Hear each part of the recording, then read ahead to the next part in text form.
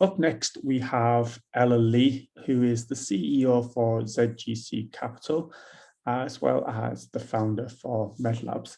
Ella, it's a pleasure to have you here. Thank you so much for the invitation, Martin.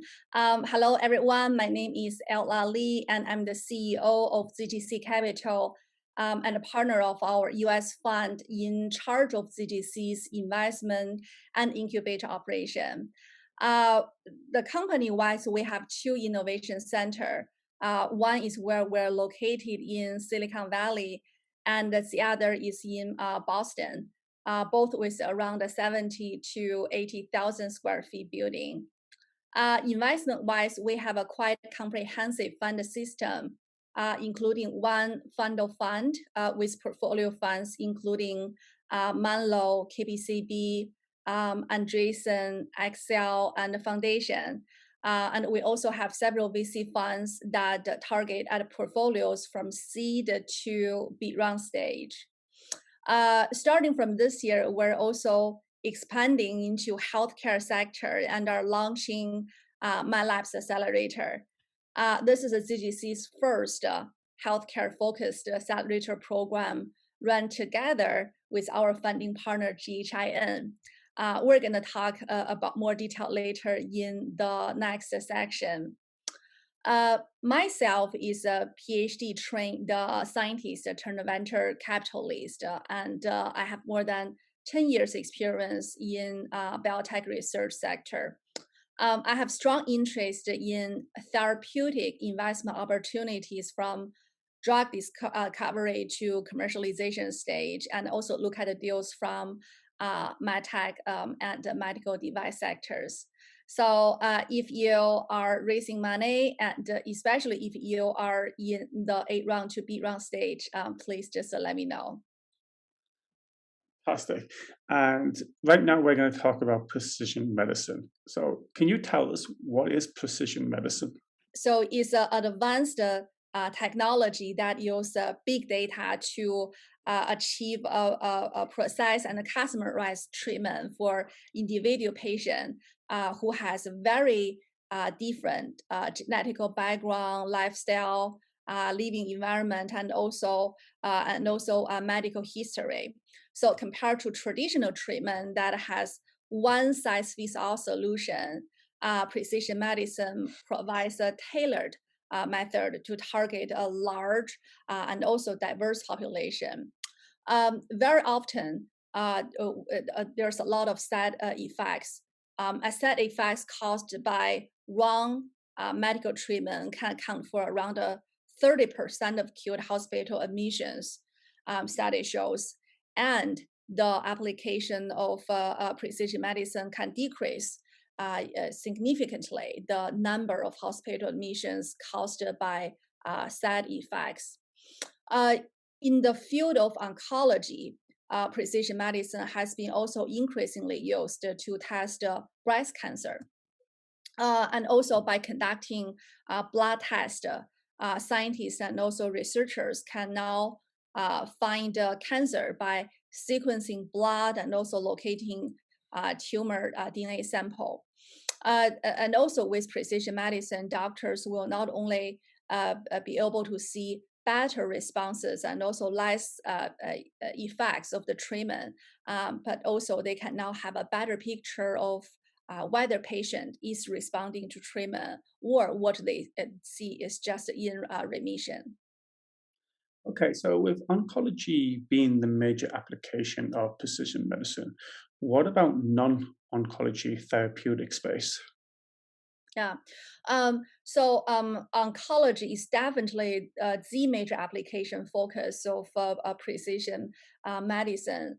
Currently in oncology field, around 35% of FDA approved drug are precision medicine, and most precision-based medicines that have been submitted to and approved by FDA now are for the treatment of cancer. So compared to the second highest application, precision medicine has been used 30% more often in oncology field. compared to the second highest application field. Meanwhile, there are also signals that the focus of precision medicine is rapidly expanding beyond oncology and towards non-oncology area. After all, two-thirds of phase 3 clinical trials are focused on non-oncology area. So example of areas include infectious disease, central nervous system disease, and cardiovascular disease. For instance, right now, 30 million people with type 2 diabetes get the same diagnosis and treatment, but the growth of precision medicine is providing great opportunities that can provide individualized treatment and also can recalibrate the current treatment for those patients. Precision medicine is also important in neurological disease. Examples are Alzheimer's disease and also Parkinson's disease. Both of them has a very strong genetic correlation with the incidence of this disease. For instance, studies have shown and also identify around 19 genes and also 25 proteins that play important roles in the development of depression, which are therefore the perfect disease target for precision medicine. Okay, so what regions or countries are leading the precision medicine market? Yeah, so currently, despite of all this setback in life science research and healthcare industry caused by the outbreak of this COVID-19 or COVID-19 pandemic, United States can still be counted. We're still the leader in the precision medicine industry, and this trend will likely continue in future years. So in 2015, United States created a program called a Precision Medicine Initiative, is also called a PMI program. And the aim of the program was to power or strengthen the individual diagnosis and also treatment. There are two components in the program. One is to expand the precision medicine in the area of cancer research as a short-term goal, and a long-term goal is to expand the research to all areas of healthcare. So the second component of the program is to create a large research cohort with at least 1 million participants across the country. These participants can provide and also share many types of data, such as about medical behavior and lifestyle data and information. The program has teamed up with the Department of VA and FDA for this purpose, which puts the United States in the leading position in the precision medicine industry around the world. In addition to United States, Western Europe is the other major region for precision medicine research, especially in oncology application. The support from state funding has also played a very important role to accelerate the market growth. Asia, meanwhile, also has a big potential, especially when the cost of the precision medicine technology can jump further in future. Okay, so why technology development and advances like genomic sequencing? Like, how can they help with development of precision medicine? Yeah, so next generation sequencing or also NGS test, for instance. So this is one of the most common tools to quickly sequence and identify patients' genome. By analyzing for mutations and also variants, it can tell medical professionals what are the best treatment options for specific patients.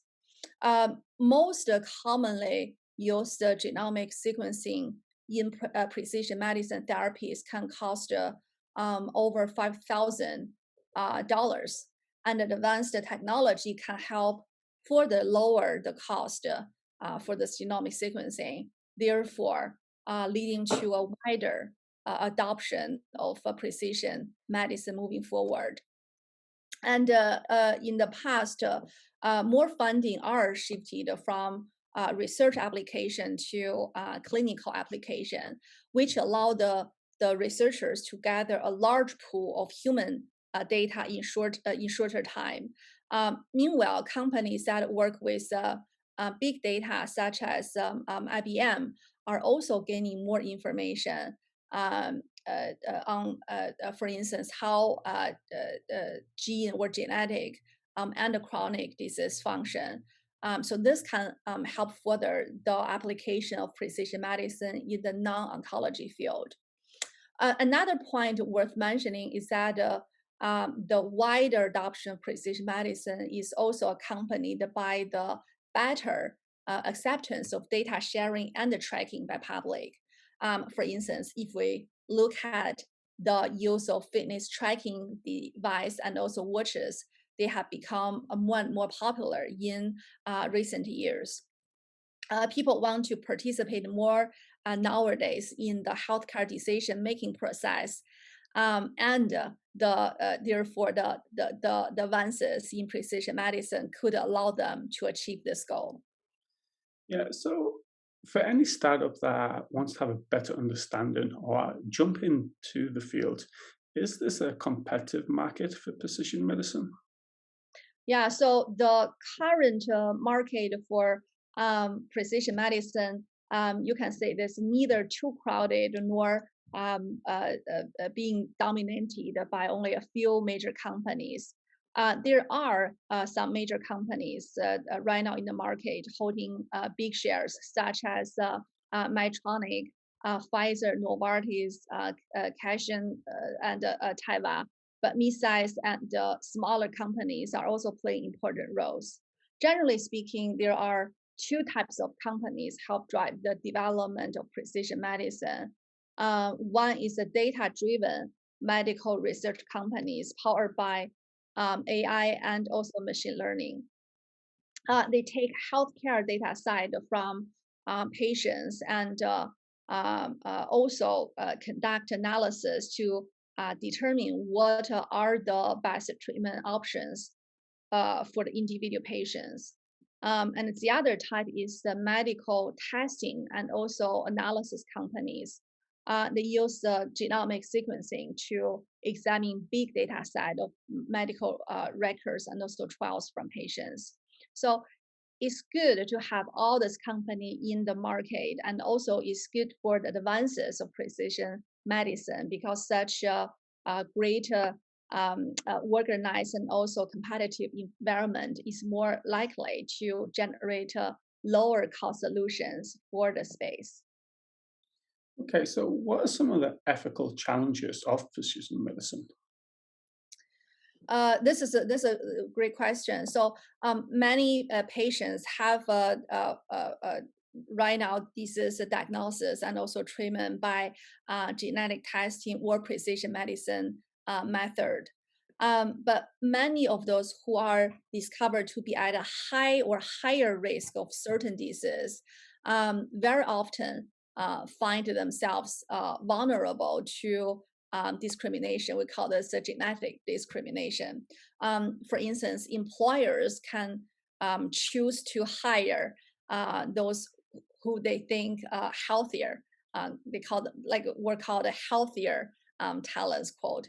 And the insurance company can also using this data to reject applications from the different individuals based on their genetic profile. But also meanwhile, there are also more voice calling to limit those entities' access to those genetic testing information in order to stop this genetic discrimination. There is also increasing debate whether doctors should communicate with patients for conditions or disease for which there's no known treatment available. Um, Practitioner or doctors should consider, in this case, not only whether patients' healthcare expense will be increased, but also the psychological impact on patients when they have diagnosis results to find a higher risk of to develop certain disease. So they need to decide whether is truly wise to tell somebody they have an increased chance to develop certain disease when truly nothing can be done. And the issue should be addressed, but yet the solution hasn't really been there yet. So one last concern in precision medicine about this ethical issue is the data safety and also privacy. Questions has been more frequently raised regarding who own the genetic data, whether the data should belong to the healthcare professionals or individuals. And one possible solution is to use blockchain. Blockchain, the benefit or the advantage is that it does not reveal personal information about the patients, but meanwhile can also grant the patients full control of their own data and usage. So the ethical challenges right now get more attention from the professionals, and we all hope regulation could also relevant regulation could also come out to help solve these issues in at early as possible. Perfect. Well, thank you so much for talking with me about precision medicine. What I want to do now is I want to bring Dr. Gary Goldman on, and I want to talk about the MedLabs Accelerator, because this for me is very exciting stuff, what we're doing.